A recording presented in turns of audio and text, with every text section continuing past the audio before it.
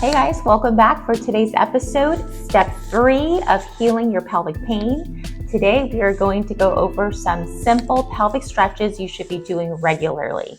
My 3 favorite are going to be a child pose, a happy baby pose, a butterfly sit, and a deep squat hold.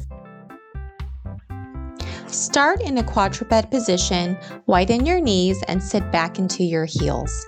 Start your deep belly breathing with your reverse Kegels, and you can use your hand on your perineum to ensure you are getting sufficient bulging with your reverse Kegels. Begin by lying on your back, widen your knees, and grab your ankles.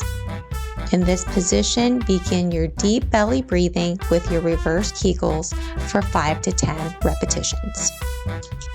Begin by sitting on the floor, pulling your feet together and allowing your knees to relax and fall toward the floor.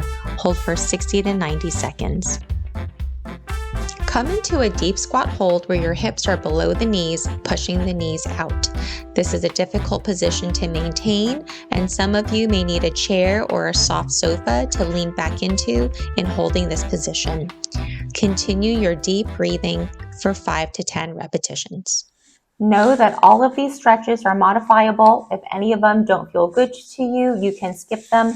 Go with the ones where you feel the most stretch out of your pelvic floor.